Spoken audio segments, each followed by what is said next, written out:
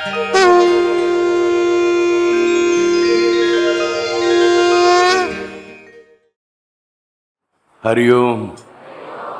श्रीराम.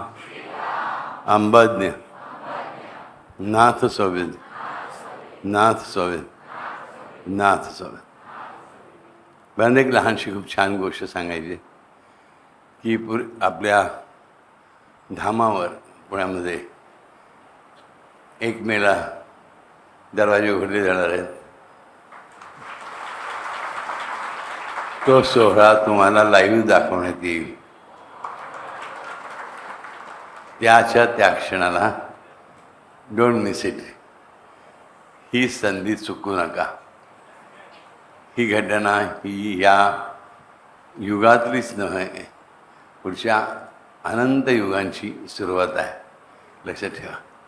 त्यामुळे तो क्षण शक्य असेल तेवढा मिस करू नका. अगदीच नाईलाज आहे अशी परिस्थिती असली तर थोड्या वेळाने बघा, नंतर बघा. पण आळस म्हणून लहानशा कामासाठी, लहानशा सवयीसाठी ह्याच्यापासून वंचित राहू नका. दुसरी गोष्ट म्हणजे ह्या परंबा परमेश्वरीसाठी खास नवगुणी कुंकू तयार करण्यात आलेलं आहे. हे नवगुणी कुंकू विशिष्ट प्रकारे तयार केलं जातं. याचे डिटेल्स बाकीचे सगळे ते कुठे वापरलं जातं, काय कसं, ह्याचं पुढे काय करायचं तुम्हाला मिळाल्यानंतर हे सगळं दादांच्या ब्लॉगवर, समीरदांच्या ब्लॉगवरून टाकलं. ते मी फक्त ते 9 पदार्थ जे याच्यापासून कुंकू बनतं ते सांगतो आहे.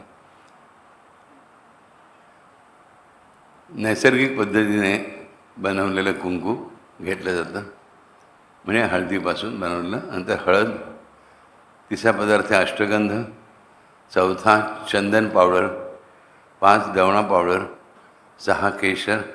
7 शेंदूर. 8 वाळा पावडर. आणि 8 नागरमोथा.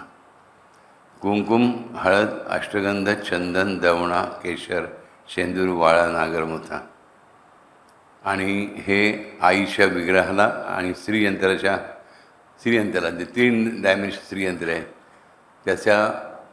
त्याचं अर्चन ह्या कुंकुमाने होणार आहे. आणि हे कुंकुमच श्रद्धावानांसाठी प्रसाद म्हणून उपलब्ध राहील. तुम्ही ते कसं वापरू शकता, काय वापरू शकता, याची डिटेल्स तुम्हाला दादांच्या ब्लॉगवर देतील. हाच आपल्याला एक गोष्ट पाहिजे, अतिशय सुंदर, माझी आवडती गोष्ट, एका रामभक्ताची. मागच्या वेळेस आपण साई भक्ताची गोष्ट बघितली. आज एक रामभक्ताची गोष्ट आहे. पण महत्त्वाची गोष्ट म्हणजे मागच्या वेळेस कसं बघितलं की बाबा कोण आहेत हे त्या भक्ताला, कांचनला माहीतच नव्हतं. साई स्वतःच पुढे आला, दर्शन द्यायला लालचावला. त्यालाच इच्छा आली. देव असा असतं, भक्त आपल्याकडे कसा येईल, भक्ताची दिशा चुकू नये म्हणून तो स्वतः येऊन भक्ताच्या मार्गात उभा राहतो. याचा अर्थ त्याला कोणी विचारत नाही म्हणून तुमच्या रस्त्यावर उभा राहतो त्याचा अर्थ नाही. त्याला कळवळा असतो तुमचा. त्याला माझी या कळवळा, हे लक्षात ठेवा. त्याला माझा कळवळा असतो म्हणून माझ्या रस्त्यावर उभा राहतो. पण आम्ही त्याला बाजूला उचल, मला पुढे जाऊ दे. तो परत येत राहतो, आम्ही परत त्याला बाजूला सरत राहतो. पण शेवटी तो त्याला करायचं ते करतोच आणि मिळवायचं ते मिळवतोच, हे लक्षात ठेवा. तो म्हणजे तो एकमेव, अद्वितीय, जसा आहे तसाच कायम, अगदी युगानुयुग, कल्पानुकल्प, अनंत काळापासून तसाच होता, तसाच आहे आणि तसाच आहे तो एकमेव. तर ही गोष्टसुद्धा कलियुगातलीच आहे. खरं सांगायचं म्हणजे एक जास्तीत जास्त 350-400 वर्षापूर्वीची, खूप जास्त दूरची नाही. तर तेव्हा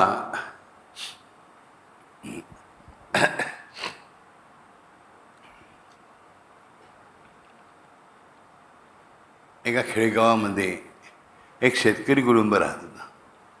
आई वडील, त्यांचे 11 मुलगे. एकावर एक 11 मुलगे झाले होते. ते मुलगे वाढत होते आणि 11 मुलगे असल्यानंतर आईची काय तारांबळ उडणार तुम्ही समजू शकता बरोबर. 11 मुलं जशी वयामध्ये प्रत्येकाच्या फरक वर्ष सव्वा वर्ष सव्वा वर्ष म्हणजे भांड्यात अशी परिस्थिती होती. पण ती आई बिचारी पुरी पडायचा प्रयास करायची, पुरी पडायची. पण झालं काय त्यामुळे की मोठी भावंडं मोठी झाली म्हणून व्यवस्थित झाली, धाकटी भावंडं लहान आहेत म्हणून त्यांचा लाडत होते. त्यांच्या मधल्यात सगळा जो होता, एका बाजूला 5 एका बाजूला 5 मधलाच वेग होता, त्याकडे त्यांचं दुर्लक्ष व्हायचं. आणि मोठ्यामध्ये म्हणून मोठे त्यांना लहान म्हणून आपल्यामध्ये घ्यायचं नाहीत, लहान त्याला मोठे म्हणून आपल्यामध्ये घ्यायचं नाही. आणि त्याचं नाव होतं राम. त्याचं नाव ठेवलं होतं राम. आणि त्याला प्रत्येकजण राम नावाने हाक मारायचा. मोठी भावंडं होती त्याची टिंगण टेवाळी करायची, लहान भावंडं होती त्याच्यापासून लांब पडायची. ह्या नको, हा मोठे आपल्यामध्ये नको. आई म्हणून पण दुर्लक्ष करायचे. त्यांच्या सोयीनुसार त्यांना पाहिजे तेव्हा तो मोठा, त्यांना पाहिजे तेव्हा तो लहान, या मधल्याची अशीच नेहमी परिस्थिती असते. एक दिवस त्याला कंटाळा आला, 14 वर्ष झाला, आणि त्याने ठरवलं मी किती बाहेरचा असलो मला तीच वागणूक मिळते, काय करावं बरं. त्या लक्षात तो बसला होता ज्या झाडाखाली, या समोर भजनी मंडळ भजन करत बसलं होतं. भजनी मंडळ भजनामध्ये हे काय टाळ कुटतात, यांचे टाळ कुटण्याने काही होत नाही. आज असं वाटतं हे टाळ घ्यावेत उचलावेत आणि या माझ्या सगळ्या भावनाही डोक्यात घालून मारावेत.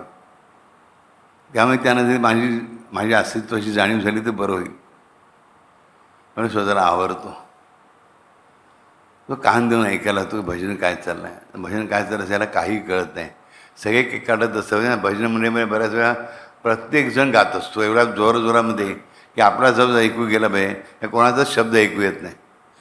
इथे तर भजनामध्ये पेटीवाले जोरात पेटी वाजवत होते, टाळवाले टाळ वाजवत होते, मृदंगवाले मृदंग वाजवत होते, गाणारे कोरसवाले सुद्धा गात होते, अन्न गाणारे सुद्धा गात होते. आणि गाईच ऐकू येत होतं.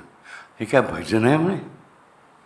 हा देव चालून कसं घेतो हे सगळं, हा कुठला देव आहे. मंदिरात जाऊन बघितलं त्याने, श्रीराम मंदिर. अरे बापरे, माझंच मंदिर आहे म्हणा. कंडाला जीव होता, 14 वर्षाचा पोरगा, माझंच देऊळ आहे. आतमध्ये गेला, अरे वा काय माझी मूर्ती छान केली आहे. नाही विचारलं, हे देवा तू देव आहेस ना. देवाने उत्तर दिलं हो. देव बोलला, म्हणाला हो. मग माझी अशी का परिस्थिती करून ठेवलीस, तूच करून ठेवलीस ना. देव म्हणाला हो. मग निसतं ना कोण, तूच ना. देव म्हणाला हो. मग विचार कधी निसलं ना. देव म्हणाला तुला माहिती. देव काय म्हणाला, तुला माहिती. तेवढा म्हणजे पुजाऱ्याला हे काय बरोबर करतो वेळेसारखी देवासमोर तर चालतो. पुजाऱ्याने हाकलून काढला तिकडून. हा बाहेर म्हणणार देव माझ्याशी बोलला, मला शब्द शक्क ऐकू आले. तो पुजारी बुवानं सांगायला, पुजारी बुवा म्हणाला वेळ लागला काय तुला, हा मूर्तीला देव काय बोलतो काय, तू काय एवढा संत बनून गेला की देव तुझ्याशी बोले तर चालतो. काय तू सांग बरोबर करू नकोस. दुसऱ्या दिवशी सकाळी परत तीच गोष्ट, तिसऱ्या दिवशी तीच गोष्ट.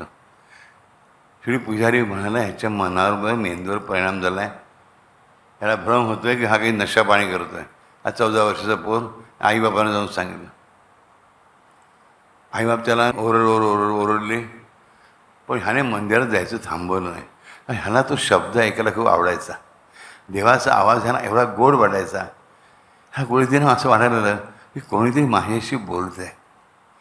मोठी भावंडं घरात त्याच्यावर दुर्लक्ष करायची, लहान भावंडंही ह्याला टाळायची, आईबाप पण दुर्लक्ष करायचं. ह्याशी कोणीच बोलायचं नाही. माझ्याशी कोणतरी बोलतंय पहिल्यांदा. शब्द तेच असतील दररोज. माझ्या म्हणलं आज आपण प्रश्न वेगळा करूया. सकाळी उडून गेला मंदिरामध्ये आणि देवाकडे पाहत म्हणाला, देवा मला काही तू आवडत नाहीस, मग तुला मी आवडतो का. मला काही तू आवडत नाहीस, तुला मी आवडतो का. देव म्हणाला हो. परत उत्तर आलं हो. मी तुला का आवडतो. देवाने उत्तर दिलं तू वेडा आहेस म्हणून. देवा मी वेडा आहे, उत्तर आलं हो. ह्या ऐकायला खूप गोड वाटतं. देवा मी वेडा आहे मग तुला का आवडतो? मला वेडी माणसंच आवडतात. आम्हाला वेडी माणसं आवडतात? मी वेडा आहे? देव म्हणाला हो. मग पुढे काय? देव म्हणाला तुला माहीत. पुढे काय पैसे विचार पुजारी आलाच. पुजारी बरोबर टायमावर यायचा की ह्याला काय विचारायचं आहे आणि जेव्हा उत्तर द्यायचं नाही आहे त्यावेळेला पुजारी बरोबर एंट्री करायचा. ही सगळी लीला त्या देवाची असं लक्षात ठेवा. हा बाहेर आला, त्याच झाडाखाली बसला. पहिल्या दिवशी झाडाखाली बसला होता त्याच झाडाखाली. तेव्हा माझ्याशी बोलतो किती छान वाटलं. देवाचा आवाज किती गोड आहे. डोळे बंद केले आणि आवाज आठवायला लागला. कानामधून मनामधून कानामध्ये तो आवाज घुमू लागला आणि डोळ्यांसमोर एकाएकी या श्री रामचंद्राचं रूप त्याला दिसू लागलं मंदिरामधनं. ते रूप त्याने बघितलं. रूप बघितलं, अतिशय आनंद आला. हा रामदेव कसा? हा तर अयोध्येत राहिला. आणि आई होती, बाप होता, बायको होती, 2 मुलगे झाले पुढे, लवकुश वगैरे. एक त्याने ऐकलेलं होतं. बाकी डिटेल काय माहीत नव्हते. देवलोक तर स्वर्गात राहतात. कसं शिव पार्वती वगैरे कैलाशावर राहतात. विष्णू हे वगैरे याच्यामध्ये क्षीरसागर राहतात. हा तर जमिनीवर राहणारा देव. हा कसला देव? हा काय देवबिव काय नाही. पण हा देव आहे असं म्हणतो, देव नाही असं म्हणतो. याचं मंदिर का बांधावं लोकांनी? ह्याच्या मनात प्रश्न सुरू झाला. प्रश्न शेवटी निर्णय आला की राम हा देव नाही. काय निर्णयावर आला? राम हा देव नाही. आपण हा प्रश्न त्याला विचारायचा. पहिल्या दिवशी आपण विचारलो त्याला की तू देव आहेस का? विचारायला तो हो. आणि परत जाऊन विचारणार, हे बघ तू जो कोण आहेस ना बाबा, तो नीट उत्तर दे. तू माझी बोलतोयस ना, माझी टवाळी करू नकोस. मी तुला विचारलं तू देव आहेस का? तू म्हणास हो. पण मला वाटलं तू देव नाही आहेस. नाही आहे. अरे काय माणूस आहेस तू? काय म्हणतो? अरे काय माणूस आहेस तू? मागच्या मला हो उत्तर दिलंस, नाही उत्तर दिलंस. मी तुला हवं ते उत्तर देतो. काय उत्तर आहे देवाकडून? मी तुला हवं ते उत्तर देतो. नको नको, मला ते हवं उत्तर ते उत्तर नको आहे. मला खरं उत्तर हवं आहे. मला खरं उत्तर हवं आहे. मग ऐक, मी देव नाही.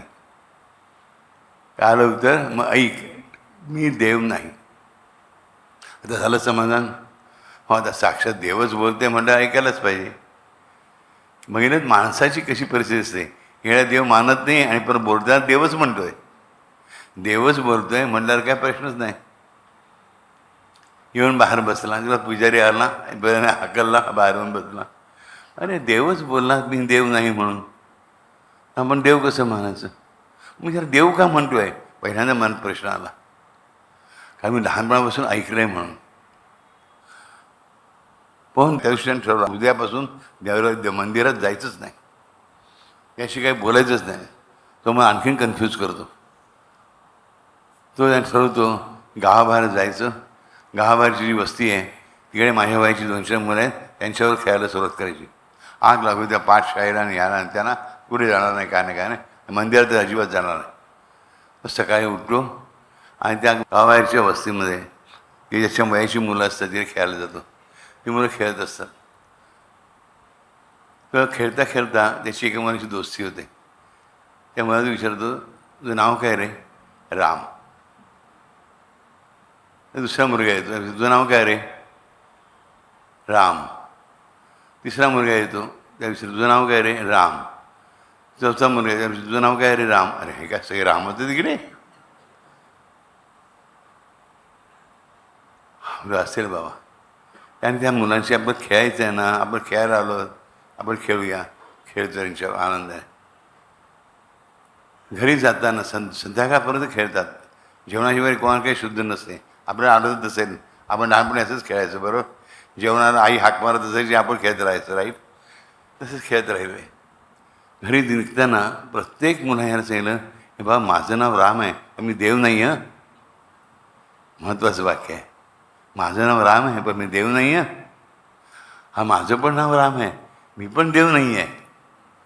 काय म्हणाला? माझं नाव राम आहे, मी पण देव नाही आहे. पण त्या चौघांच ना.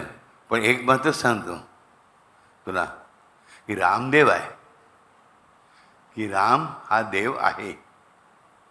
चौघही त्याला सांगून गेले राम हा देव आहे, मी तो राम नव्हे. त्याने तेच सांगितलं. हा म्हणे हे पोराने मला का सांगावं? आजपासून मी देवच बदलतो. रामा हे नावच घ्यायचं नाही, मला माझं नाव पण बदलायला पाहिजे. नाव काय ठेवायचं, नाव काय ठेवायचं, नाव काय ठेवायचं. त्या लक्षात आलं की घरामध्ये बाकीची 10 भावंडे जी भाऊ होते ते गोरे पान होते. हा रंगाने कमी गोरा होता.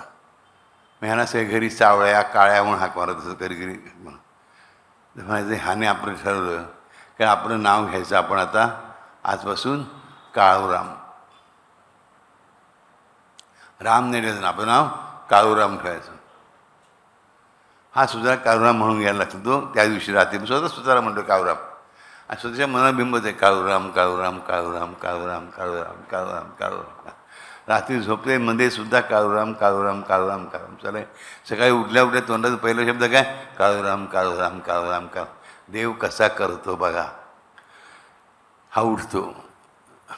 आता मला रामाची आठवण येणार नाही. रात्रभर मी काळूराम काळूराम म्हटलंय, आता मला रामाची आठवण येणार नाही आणि आलीच तर मी रामाच्या मंदिराकडे जाणारच नाही. असं काय रामाच्या मंदिरामुळं काय मोठं खास आहे? ती मूर्ती बोलत असते, ती काही जादूची आहे कशाची आहे मला माहीत नाही, पण मी रामाच्या देवळात जाणार नाही, मी रामाच्या देवळात जाणार नाही, मी रामाच्या देवळात जाणार नाही. हे वाक्य घोकत घोकत तो त्या वस्तीपर्यंत जातो. विचार करा, ऑलमोस्ट अर्धा पाऊण तासाचा वॉक आहे. तेव्हा मी सतत मी रामाच्या देवळात जाणार नाही, रामाच्या देवळात जाणार नाही म्हणून रामाचंच नाव घेतो आहे. चालत चालत बाहेर आला. आज नवीन वेगळीच 4-5 मुलं होती त्याच्या बाईची. आज नाव विचारण्यात काय अर्थ नाही, आपण खेळूया बस. खेळायला आलो तर खेळूया. खेळून झाल्यानंतर याच्या मुलांना विचारलं निघताना, तुझं नाव काय रे? एकाला विचारलं फक्त, तुझं नाव काय रे?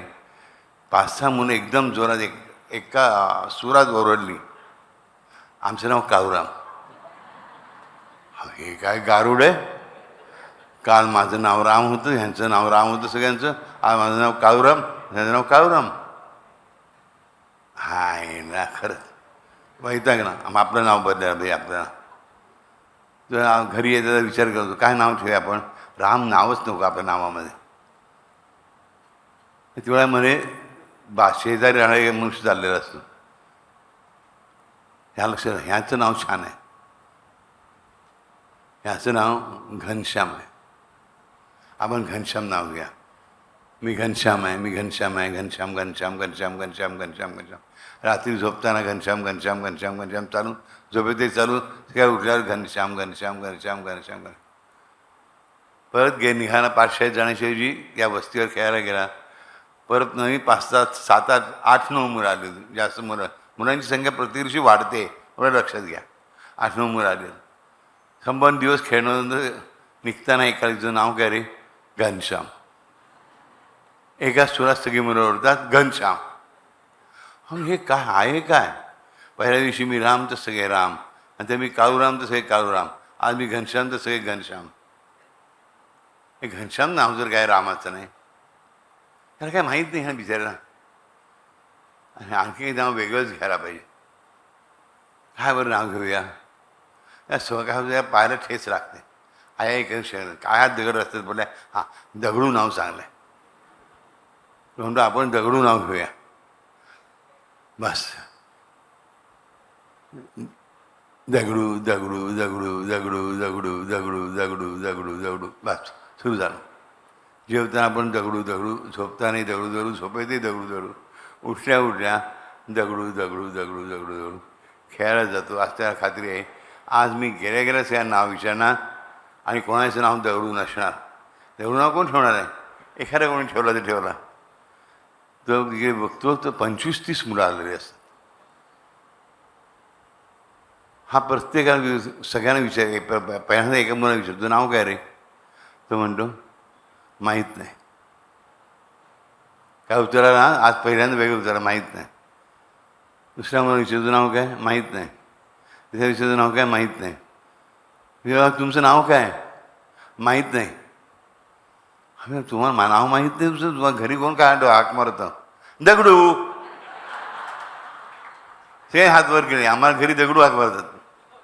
अरे क्षमाने हा पळत सुटतो. तर आज खेळणं झालंच नाही, हा पळत सुटतो. हे काहीतरी जादू क्रिया चालू आहे. हा तो त्या देवळातला राम आहे ना, तो माझ्याशी बोलायला लागला. तेव्हापासून ही जादू माझ्या मागे लागली. माझं नाव ते सगळ्यांचं नाव. हे कसं काय? मी दगडू वगैरे सगळी दगडू. हा ठरवतो, रागाने ठरवलं आहे की रामाच्या देवळात जायचं नाही. हा भांडण्यासाठी म्हणून रामाच्या देवळात जातो. बघा देव तुम्हाला कसा वटणीवर आणतो. भांडण्यासाठी तुम्हाला खेचून घेऊन येतो. हा भांडण्यासाठी आला. पुजारी बरोबर बाहेर गेलेला आहे नेमका त्या टायमाला. हा आज जातो, कमरेला हात ठेवून मारतो, हे रामा हे काय चाललं रे तुझं गारुड? काय जादू चालली तुझी? सगळ्यांची नाव कशी माझ्यासारखीच? आज तर मी म्हणलं ठेवलं माझं नाव दगडू. हे दगडू कसे? अरे असंच तर राजा, माझं नाव पण मी नाही ठेवलं. माझं नाव माझ्या भक्तांनी ठेवलं. तुझं नाव तुझे भक्त ठेवतात. तुझं नाव तुझं भक्त नाही, माझं नाव मीच ठेवतो. हो, पण तुझं नाव स्वतः ठेवून घेत आहेत तुझे भक्त. तुझे वडील माझे भक्त आहेत म्हणून त्यांनी तुझं नाव राम ठेवलं. तसं तुझे जे भक्त आहेत ते तुझं नाव ठेवते स्वतःला. हे माझे भक्त आहेत. हो का बरं बाबा? त्यांना जाऊन विचार. का रे बाबा? त्यांना जाऊन विचार. हा गेले भेटायला जातो. पहिल्या दिवशी भेटलेले 5-7 जणं, दुसऱ्या दिवशी 8-9 जणं, ते 10-12 जणं, त्या दिवशी 25-30 जणं, हे सगळी पोरं एकत्र जमलेली असतात. हा त्यांना जाऊन विचारतो, हे असं का चाललं आहे? हे सगळी त्या मला प्रश्न त्यांना विचारतो.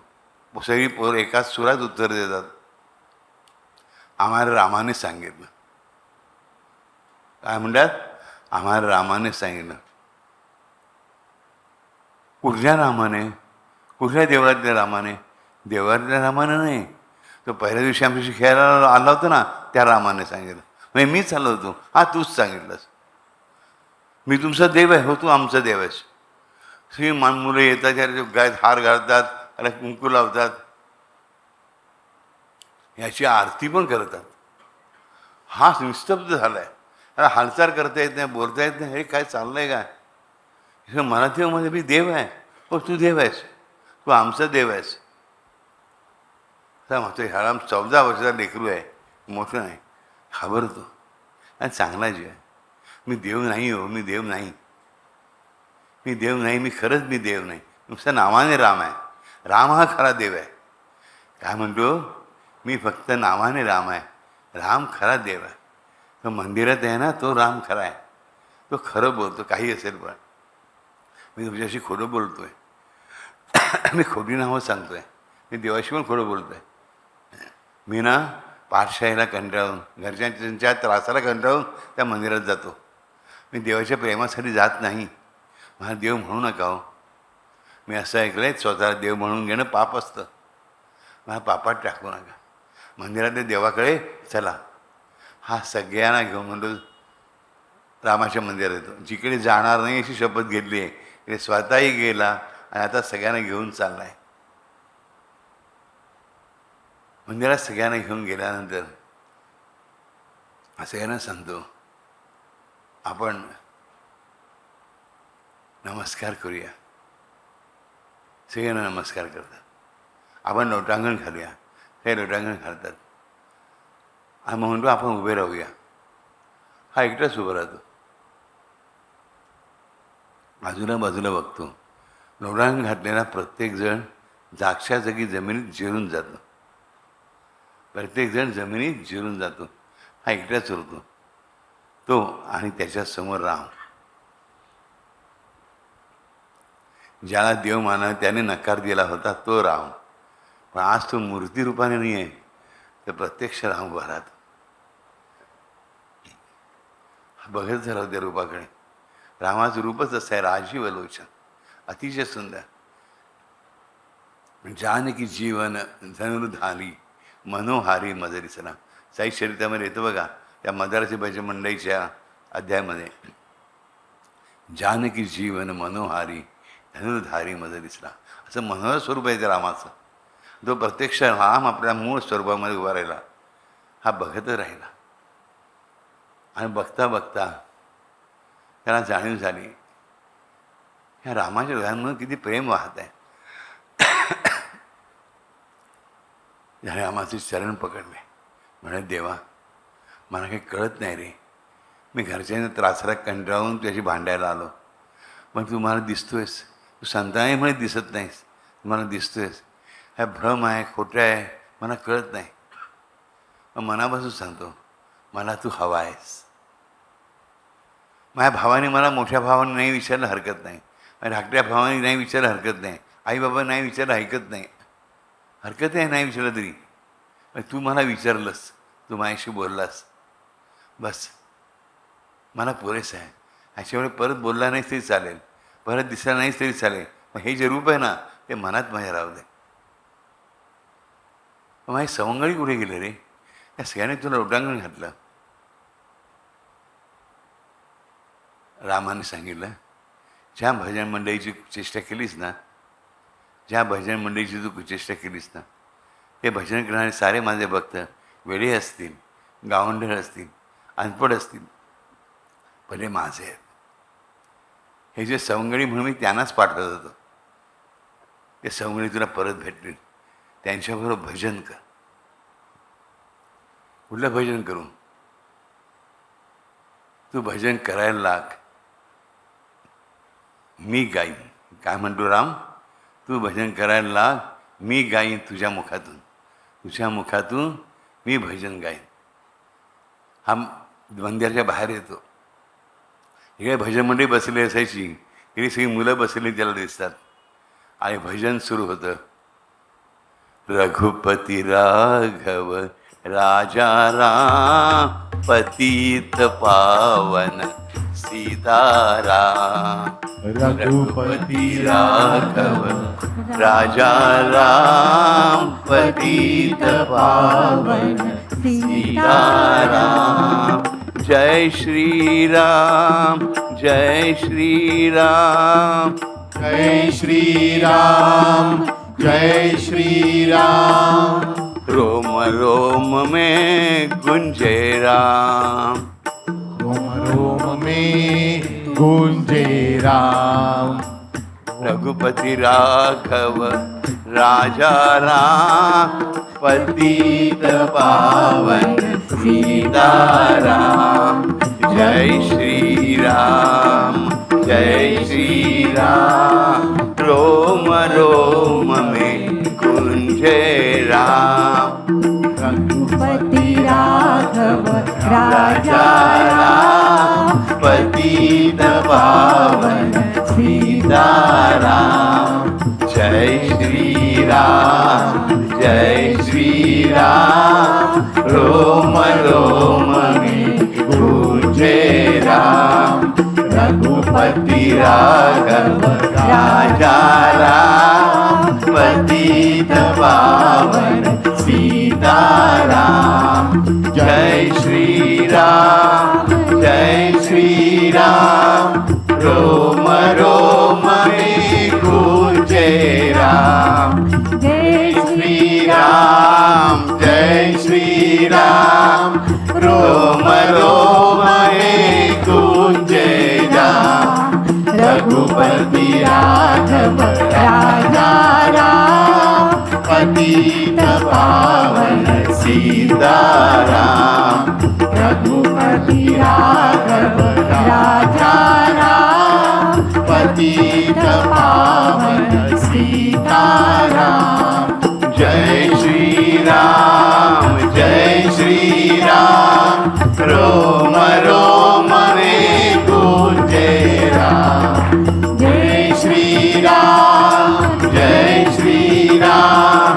रोम रोम में गूंजे राम. रघुपति राघव राजा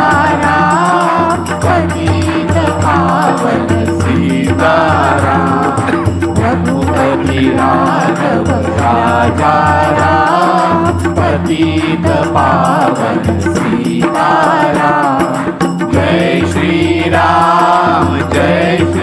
राम रोम रोम में गूंजे राम जय श्री राम रोम रोम में गूंजे राम रघुपति राघव राजा राम पतित पावन सीताराम रघुपति राघव राजा राम पतित पावन सीताराम जय श्री राम रोम रोम में गूंजे राम जय श्री राम रोम रोम में गूंजे राम रघुपति राघव राजा राम पतित पावन सीताराम रघुपति राघव राजा राम पतित पावन सीताराम जय श्री राम रोम रोम में गूंजे राम जय श्री राम रोम रोम में गूंजे राम रघुपति राघव राजा राम पतित पावन सीताराम रघुपति राघव राजा राम पतित पावन सीताराम जय श्री राम रोम रोम में गूंजे राम जय श्री राम रोम रोम में गूंजे राम रघुपति राघव राजा राम पतित पावन सीताराम रघुपति राघव राजा राम पतित पावन सीताराम जय श्री राम रोम रोम में गूंजे राम जय श्री राम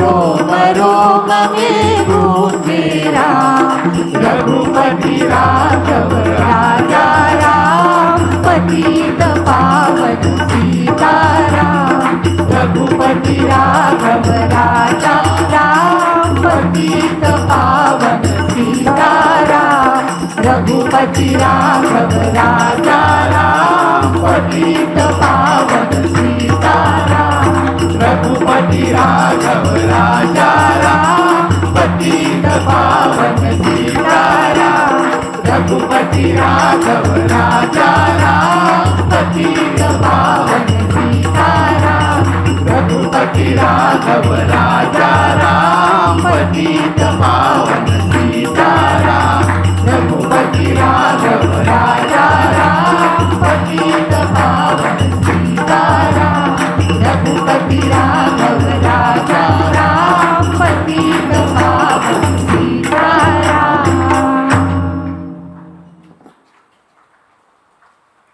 बोलो साकेत निवासी श्री रामचंद्र महाराज की जय। बोलो साकेत निवासी श्री रामचंद्र महाराज की जय। बोलो साकेत निवासी श्री भगवान रामचंद्र की भगवान रामचंद्र की जय। भगवान रामचंद्र की जय। अशा रीतीने ह्यांचं भजन संपन्न झालं आणि ह्याला जाणीव झाली की सगळीच्या सगळी मुलं कधी भजनी मंडळी दिसत आहेत तर मुलं दिसत आहेत ह्या त्या भजनाच्या आठवणीत रंगत रंगत घरी आला. घरी आल्यावर बघितलं त्याची मोठी भावंडे धावत आली. अरे कुठे होतास तू? आम्ही तुला खेळण्यासाठी शोधत होतो. किंवा धाकटी पण धावत आली. अरे अरे तू कुठे होतास? आम्ही गोट्या खेळणार होतो त्यासाठी तुला शोधत होतो. कधी नव्हे ते घडलं तर आखरीत आईवडील आई धावत आली. अरे तुला गोड शिरा आवडतो? तुझ्यासाठी गोड शिरा केला आहे. वडील सांगत आले, अरे आज रात्री मस्त शिकारीला जायचं आहे, तुला शिकार करायला आवडते ना, मी शिकारीची तुझ्यासाठी व्यवस्था केली आहे, आपण दोघं जाऊया. अरे कोणी विचारायचं काय कुत्रंसुद्धा, हे काय, सगळे जेवायला बसले, कोणी जेवायलाच तयार नाही. पहिला घास तू घे ना. अरे रामा तू पहिला जेवणार आहे. रामानं का बरं, मी का पहिलं जेवायचं, सगळे नेहमी आधी जेवायला सुरुवात करतात. कोणीच काय बोलायचं, एक सगळेजण एक महिने तोंडाकडे पाहत आहेत. शेवटी आई उठली, आई म्हणाली, बाळा सांगू, तुझ्या येण्याबरोबर असा सुगंध पसरला आहे, हे विचारू नकोस, अत्यंत सुंदर सुगंध, आणि तुझा आवाज एवढा गोड झाला आहे, असं वाटतं की तुझं बोलणं थांबूच नाहीस, आणि आम्ही तुझ्याशी बोलायचं थांबू नाही. काय कळत नाही, तुझ्या रोमारोमातून सुगंध येतो आहे, तुझ्या अक्षराक्षरातून बोलण्याच्या माधुर्य येत आहे. आणि त्याला भजन आठवलं, रोम रोम मे गुंजे राम. त्याला देवाने प्रचिती दिली, बघ तू भजन केलंस काय मनमय तन्मय होऊन, मनापासून तुझ्या रोमारोमामध्ये मी येऊन बसलो.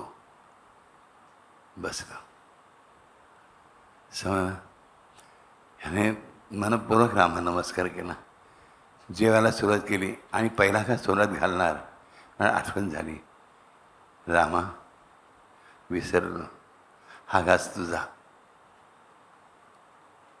तो घास त्याने घेतला, रामाचा नमस्कार करून स्वतः तोंडात टाकला, आणि त्याच्यात जाणीव झाली काय माधुर्य आहे, काय वेगळीच चव आहे जेवणाची. जेवण नेहमीच होतं, चव बदलली होती. माणसं तीच राहतात, पण रामनाम घेतलं की आपल्यासाठी ती बदलतात, वस्तू त्याच राहतात.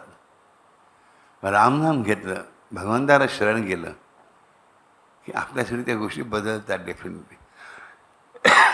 प्रभीस नगर की जय सब काजा, हृदय राखे कोसर पर राय.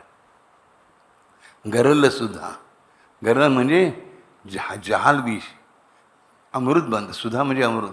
गरल सुद्धा रिपू करई मिताई.